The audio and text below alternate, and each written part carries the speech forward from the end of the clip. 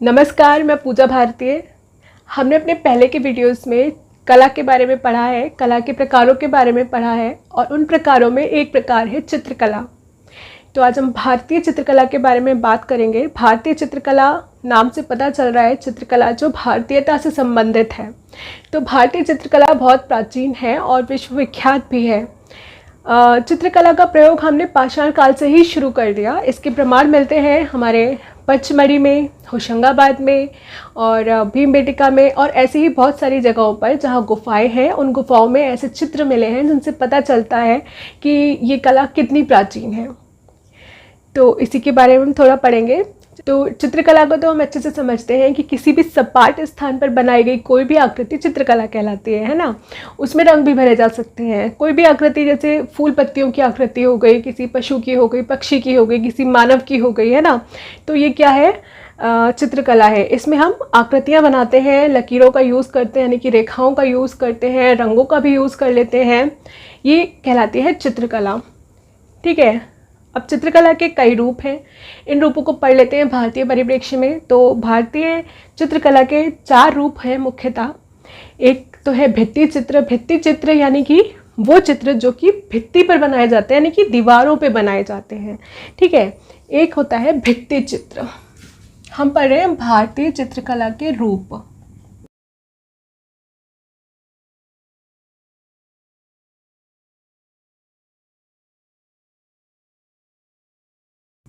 इसमें हमने अभी पढ़ा भित्ति चित्र।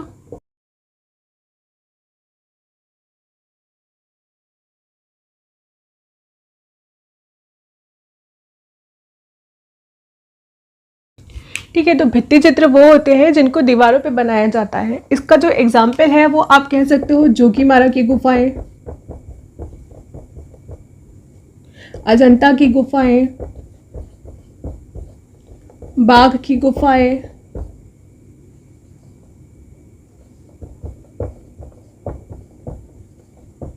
ठीक है। ये और भी जगह है जहाँ पे भित्ति चित्र हमें मिले हैं। जोगीमारा की गुफा, अजंता की गुफा, जैसे बाघ की गुफा है, इन जगहों पे हमें भित्ति चित्र मिले, यानी कि दीवारों पे बने हुए चित्र मिले हैं। ठीक है। तो एक तो रूप ये हो गया। एक होता है चित्रपट। चित्रपट वो चित्र होता है जिसको कि आप चर्म की वस्तु पर बनाते हो। चर्म यानी कि खाल हो गई है ना, पशुओं की खाल। किसी चर्म पर बनाते, चर्म की वस्तु पर बनाते हो या फिर किसी कपड़े के टुकड़े पर बनाते हो। और ये चित्रकला जो होती है ये लटकाने के लिए बनाई जाती है। ठीक है। मतलब आप इसको टांग सकते हो कहीं पर। ठीक है। तो एक दूसरा हमारा प्रकार हो गया चित्रपट। प्रकार नहीं, सॉरी, रूप।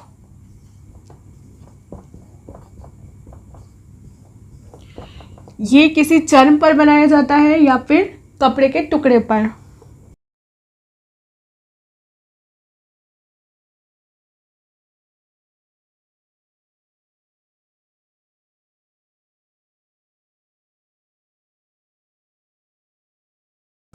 ठीक है। तो ये चर्म वस्तु अथवा कपड़े के टुकड़े पर बनाया जाता है जिसको कि टांगा जा सके, मतलब हम जिसको लटका के अपने घर में सजा कर रख सकें। ठीक है। ये हो गया चित्रपट। एक होता है चित्रपलक। चित्रपलक वो होता है जो कि पाषाण यानी कि पत्थरों पे या फिर काष्ठ पर यानी कि लकड़ियों पर बनाया जाता है। ठीक है। तीसरा होता है हमारा चित्रफलक।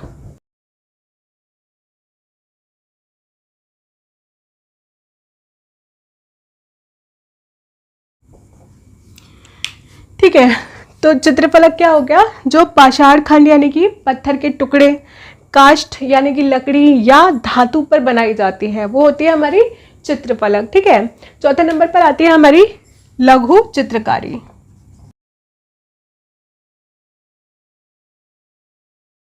लघु चित्रकारी क्या होती है? जो कि वस्तु पर बनाई जाती है, कपड़े पर बनाई जाती है या फिर किसी किताब के आवरण यानी कि उसके कवर पर बनाई जाती है। ठीक है। इसको हम बोलते हैं लघु चित्रकारी।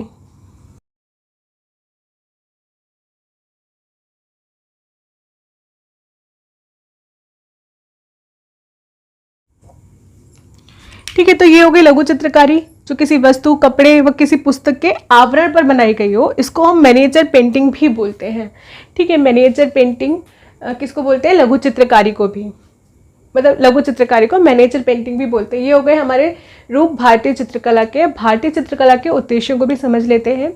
भारतीय चित्रकला, जैसे कि मैंने आपको बताया, बहुत प्राचीन काल से चलती चली आ रही है।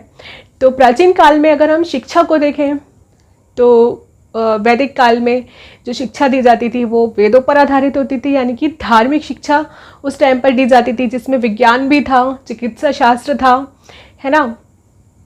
पर उस समय जो जीवन के उद्देश्य बताए गए थे वही उद्देश्य चित्रकला के उद्देश्य माने गए हैं, क्योंकि चित्रकला उस टाइम की है, उस टाइम पर इसका प्रयोग किया जाता था। ठीक है, तो वो कौन कौन से हैं? जीवन के 4 उद्देश्य जो बताए गए हैं वेदों में, वो बताए गए हैं अर्थ, काम और मोक्ष और धर्म।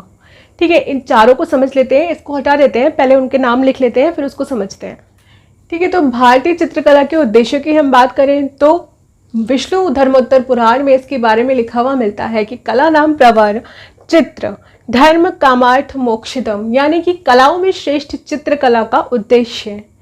अब ये कला में श्रेष्ठ बता रहे हैं चित्रकला को, जबकि हमने भी थोड़े टाइम पहले पढ़ा था हेगेलियन क्लासिफिकेशन में कि जो श्रेष्ठ कला है वो है काव्य कला, लेकिन विष्णु धर्मोत्तर पुराण में किसको श्रेष्ठ बताया है?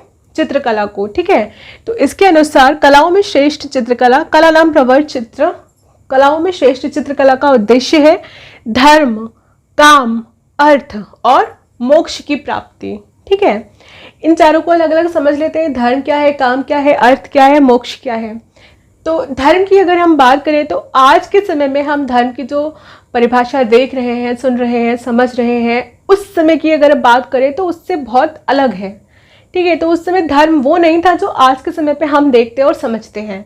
धर्म उस समय पे हमें ये बताता था कि हमको जीवन में क्या करना चाहिए, दूसरों के साथ में कैसा व्यवहार करना चाहिए, यानी कि हमको सद्गुणी बनना, सद्कार्य करना, ये हमारा उद्देश्य था कि हम ये कार्य करें, अच्छे कार्य करें और दूसरों को भी प्रेरित करें वो अच्छे कार्य करने के लिए। ठीक है, धर्म का मतलब ये था। आज के टाइम के जैसा परिभाषा उस समय नहीं थी। तो फिलहाल उसके हिसाब से देखेंगे हम, क्योंकि हम उसी टाइम से चित्रकला को पढ़ रहे हैं। तो धर्म का मतलब हो गया अपने कार्यों को भली प्रकार करना और दूसरों को प्रेरित करना सदाचार के लिए, सद्विचार के लिए और सद्गुणी बनने के लिए, और स्वयं में भी सद्गुणों को धारण करना। ठीक है, ये हो गया हमारा धर्म की प्राप्ति। नेक्स्ट है हमारा काम। काम यानी कि शारीरिक इच्छाओं की पूर्ति करना। अच्छा, ये चित्रकला कैसे पूरी करती है धर्म के बारे में?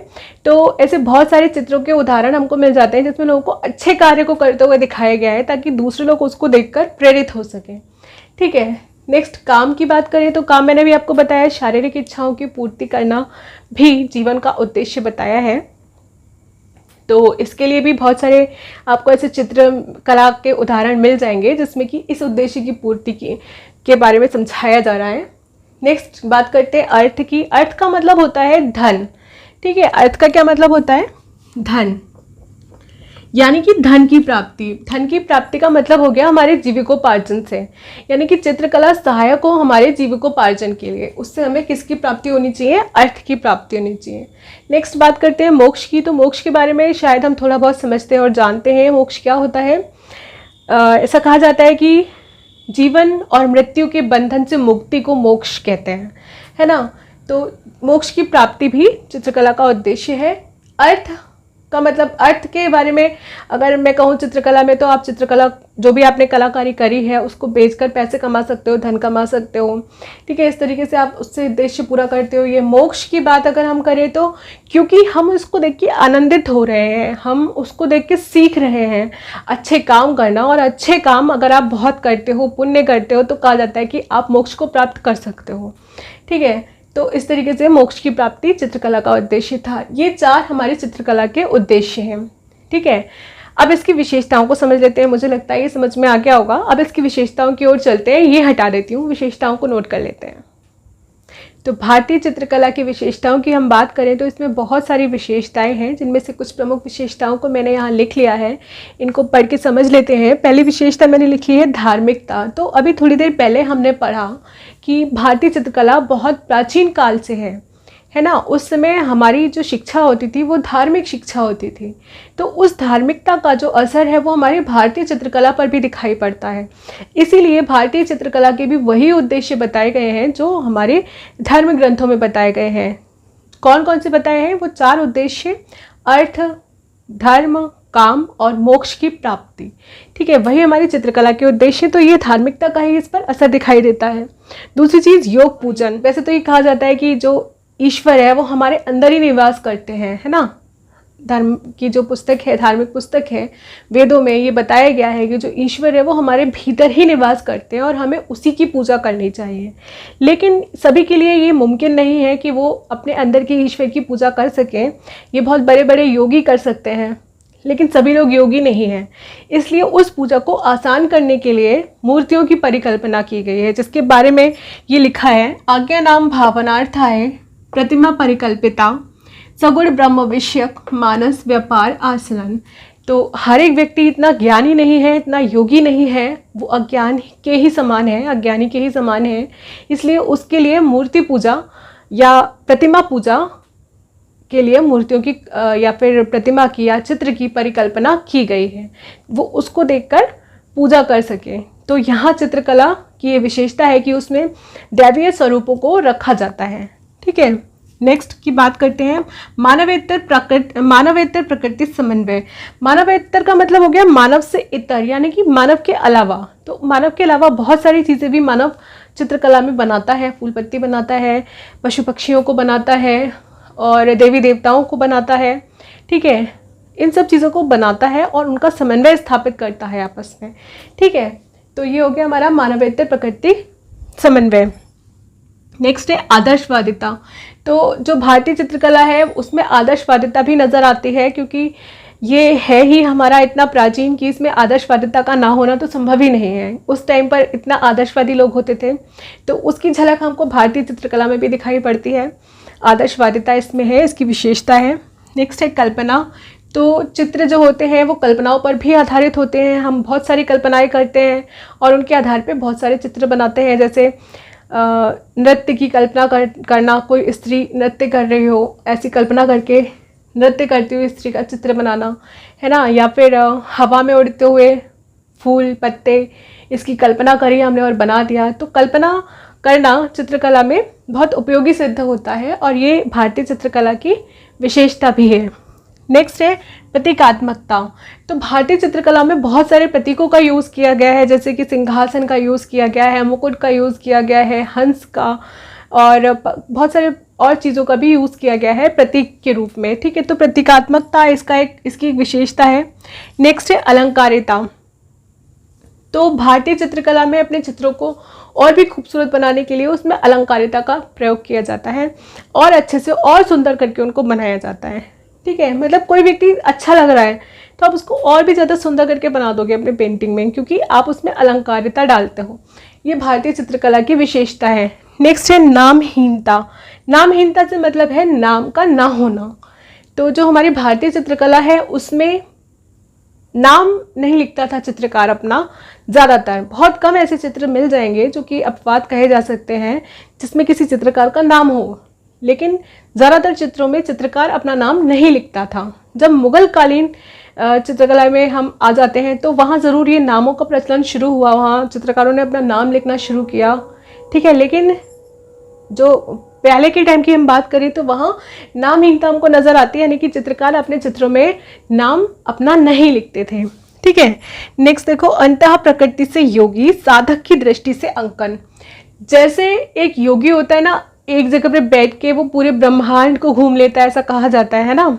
इसी तरीके से जो कलाकार होता है, चित्रकार होता है, वो भी एक जगह बैठ के बहुत सारी कल्पनाएं करके उसको वहाँ पर चित्रित कर लेता है। जैसे उसने कोई बात सुनी, उसकी कल्पना कर ली और उसको चित्रित कर दिया। ठीक है, तो इसको हम बोलते हैं अंतः प्रकृति से योगी की दृष्टि से अंकन। रेखा तथा रंग। तो भारतीय चित्रकला जो है ये रेखा प्रधान है। जैसे कि हम बार बार रिपीट कर रहे हैं कि ये बहुत प्राचीन काल से चली आ रही है और प्राचीन काल में जो चित्र हम बनाते थे वो रेखाओं पर आधारित होते थे, यानी कि हम रेखाओं से आकृतियां बनाते थे। ठीक है, रेखाओं से जो आकृतियां हम बनाते थे उसमें फिर रंग भी भरे हैं, कहीं कहीं पे सपाट रंगों का यूज़ किया गया है। कलात्मक और अलंकारिक योजना का उसमें प्रयोग हमें मिल जाता है।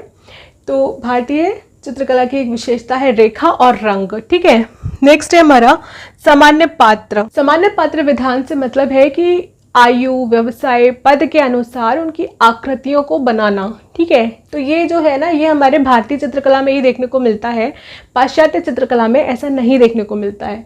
ठीक है, तो सामान्य पात्र को हम समझ चुके हैं। नेक्स्ट है हमारा आकृतियाँ व मुद्राएं। तो विभिन्न आकृतियों और मुद्राओं का ख्याल भारतीय चित्रकलाओं में रखा जाता है। जैसे भारतीय नृत्य शैलियों में बहुत सारी मुद्राओं को बनाया गया है। ठीक है, और ये जो मुद्राएं और आकृतियां हम बनाते हैं ना, ये यथार्थ से ज़्यादा भाव पर निर्भर करती हैं। जैसे अजंता की गुफाओं में बहुत सारी भावपूर्ण मुद्राएं हमें देखने को मिलती हैं जो कि पूरे विश्व में प्रसिद्ध हैं। अच्छा, जो ये अजंता की गुफाएं हैं, इसमें जो चित्र आपको मिलते हैं ये बौद्ध धर्म में जो जातक हुए हैं उन पर आधारित मिलते हैं ज़्यादा। तो भारतीय चित्रकला की विशेषताएं मुझे लगता है समझ में आ गई होंगी, इसके जो उद्देश्य थे वो भी अच्छे से समझ में आए होंगे। नेक्स्ट वीडियो में हम बात करेंगे इसके स्रोत के बारे में। Thank you.